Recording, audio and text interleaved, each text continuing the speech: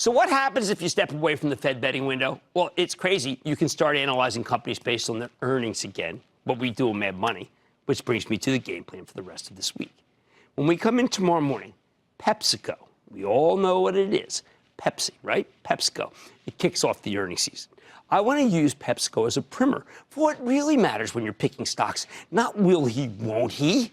That's just a fool's game. First, you need to know how a stock's been doing. In PepsiCo's case, it's done quite well. It's up 20% for the year. Then we look at how expensive it is on an apples-to-apples basis. Right now, PepsiCo trades at what's known as 24 times earnings, and that is substantially more pricey than the average stock in the S&P 500, which is about 18 times earnings. Too expensive? No, makes sense. PepsiCo is one of the most consistent, well-run companies on earth. Then there's the dividend. PepsiCo sports a 2.9% yield, which is pretty darn attractive at a time when the 10-year Treasury only gives you about 2%. In other words, Pep gives you more consistent growth than the average stock with an above-average yield. Of course, if there was demand, or say huge demand for money right now, then long-term interest rates would be higher and PepsiCo stock would be less attractive. But that's definitely not the situation now. Let's deal with the reality. It's not. And remember, the Fed doesn't control long-term rates. And as long as foreign central banks keep their rates artificially low and our inflation stays low, our rates are going to stay down here too.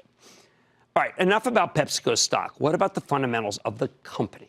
Okay, Ramon Laguarta, the relatively new CEO, who took over when the amazing Ingenuity stepped down, has talked about accelerating worldwide sales growth. How will he pull it off? Well, maybe he does it with some good execution. Maybe he does it with what's on this table. This is their new products.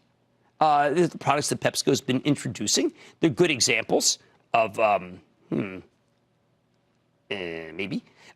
good examples of what we got here.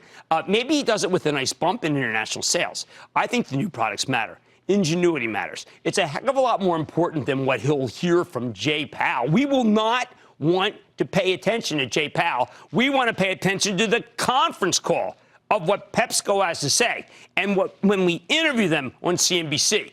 Notice I have not talked about the Fed once. So sales look good. What about the gross margin? What the company makes after the cost of goods sold? I'm betting PepsiCo's raw costs are coming down. They've been growing consistently because of the packaging, the ingredients, the transportation costs. They've been climbing relentlessly.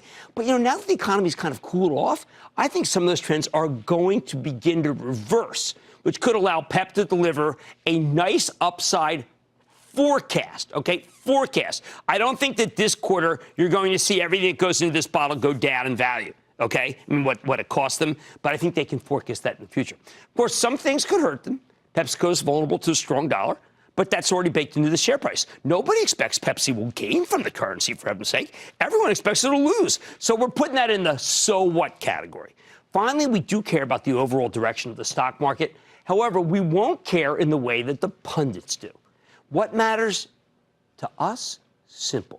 If PepsiCo beats all these benchmarks and its stock gets pulled down by the weakness in the averages because of the endless Fed chatter, then you should think about buying the stock.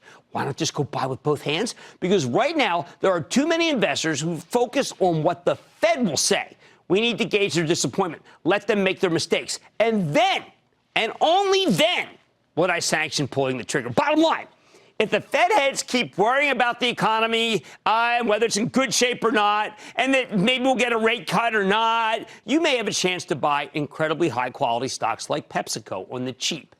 Yep, thanks to the endless and sometimes pointless guessing game on Wall Street, you get a sweet deal on all sorts of terrific stocks.